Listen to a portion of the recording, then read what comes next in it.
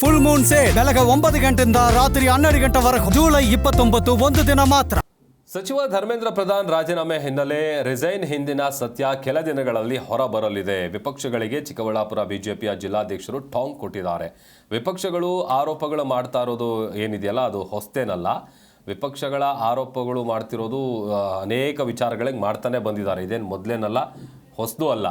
ಬಿಜೆಪಿಯ ಜಿಲ್ಲಾಧ್ಯಕ್ಷರಾದಂಥ ಸೀಕಲ್ ರಾಮಚಂದ್ರ ಗೌಡ ಅವರು ಕೊಟ್ಟಿರುವಂಥ ಸ್ಟೇಟ್ಮೆಂಟ್ ಇದು. ಯುವಕರನ್ನ ದಾರಿ ತಪ್ಪಿಸುವ ಕೆಲಸ ಸಕ್ಸಸ್ ಮಾಡಿದ್ದಾರೆ ಅಂತೇಳಿ ಹೇಳಿದ್ದಾರೆ.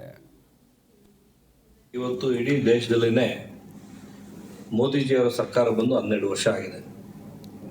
ಕಾಂಗ್ರೆಸ್ನಲ್ಲಿರ್ತಕ್ಕಂಥ ವಿರೋಧ ಪಕ್ಷಗಳು ಇಲ್ಲದ ಬಲ್ಲದ ಆರೋಪಗಳನ್ನ ಮಾಡ್ತಕ್ಕಂಥದ್ದು ಏನು ಹೊಸದೇನಿರಲಿಲ್ಲ. ಹಂಗಾಗಿ ಯುವಕರನ್ನ ದಾರಿ ತಪ್ಪಿಸ್ತಕ್ಕಂಥ ಕೆಲಸ ಸಕ್ಸಸ್ಫುಲ್ ಆಗಿ ಮಾಡಿದ್ದಾರೆ. ಯುವಕರು ಕೂಡ ಬುದ್ಧಿವಂತರಿದ್ದಾರೆ. ಮೋದಿಜಿಯವರು ಮಾತಾಡಿದ ತಕ್ಷಣ ಅವ್ರಿಗಿರ್ತಕ್ಕಂಥ ಫಾಲೋಯಿಂಗು, ಅವ್ರಿಗಿರ್ತಕ್ಕಂಥ ಸಜೆಷನ್ಸು ಸಾಕಷ್ಟು ಕೊಟ್ಟು ಮೋದಿಜಿಯವರು ಎಲ್ಲರ ಸಜೆಷನ್ಸು ಇಡೀ ದೇಶದಲ್ಲಿ ತೊಗೊಂಡಿದ್ದಾರೆ.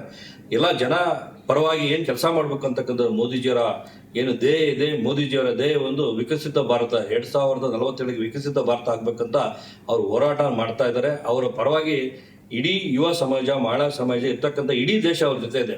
ಕೆಲವು ರಾಜಕೀಯವಾಗಿ ಇದನ್ನ ಮಾಡ್ತಾ ಇರ್ತಕ್ಕಂಥದ್ದು ಹುನ್ನಾರ ಆಗಿದೆ. ಅದನ್ನು ಕೂಡ ತೀಕ್ಷ್ಣವಾಗಿ ಗಮನಿಸ್ತಾ ಇದ್ದಾರೆ.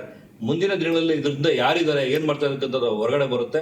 ಅದಕ್ಕೆ ಅವರಿಗೆ ಯಾರ್ಯಾರು ಸಕ್ರಿಯವಾಗಿ ಇದನ್ನ ಸಂಚು ಮಾಡಿ ಮಾಡ್ತಾ ಇದ್ದಾರೆ ಅದನ್ನ ಮುಂದಿನ ದಿನಗಳಲ್ಲಿ ಅವರು ಅನುಭವಿಸ್ಬೇಕಾಗುತ್ತೆ. ಇಲ್ಲಿ ಸಾಕಷ್ಟು ದಶಕಗಳಿಂದ ಕಾಂಗ್ರೆಸ್ ಸರ್ಕಾರ ರಾಜ್ಯದಲ್ಲಿ ಕೂಡ ಸಾಕಷ್ಟು ದಶಕಗಳಿಂದ ಕಾಂಗ್ರೆಸ್ ಸರ್ಕಾರ ಇತ್ತು. ಅವರ ಟೈಮಲ್ಲಿ ಆಗಿರ್ತಕ್ಕಂಥದ್ದು ಪೇಪರ್ ಲೀಕ್ಗಳು ಸಾಕಷ್ಟು ಇದೆ. ಅದ್ರ ಬಗ್ಗೆ ಯಾರು ಮಾತಾಡ್ತಾ ಇಲ್ಲ. ಯಾವ್ದ್ರೂ ಕೂಡ ಇದು ಆಗಿರ್ತಕ್ಕಂಥ ಅನ್ಯಾಯದ ಬಗ್ಗೆ ಫಾಸ್ಟ್ ಟ್ರ್ಯಾಕ್ ಕೋರ್ಟ್ಸ್ನ ತೆಗೆದು ಮುಂದಿನ ದಿನಗಳಲ್ಲಿ ಇದು ಆಗಲೇಬಾರ್ದು ಅಂತಕ್ಕಂಥದ್ದು ಮೋದಿಜಿಯವರ ನಡೆ ಇದೆಯಲ್ಲ, ಅವರು ಆಗಿದ ತಕ್ಷಣ ಇಮಿಡಿಯೇಟ್ ಆಗಿ ಎನ್ಕ್ವೈರಿ ಮಾಡಾಯ್ತು, ಅವ್ರನ್ನ ಶಿಕ್ಷೆ ಪಡಿಬೇಕಂತ ಬಂಧನೆ ಮಾಡಾಯ್ತು. ಮತ್ತೆ ವಿದ್ಯಾರ್ಥಿಗಳಿಗೆ ಇಮಿಡಿಯೇಟ್ ಆಗಿ ಸಕ್ರಿಯವಾಗಿ ಎಲೆಕ್ಷನ್ ಮಾಡಾಯ್ತು, ರಿಸಲ್ಟ್ ಬಂದಾಯ್ತು. ಎಲ್ರೂ ಸಂತೋಷವಾಗಿ ಎಲ್ಲ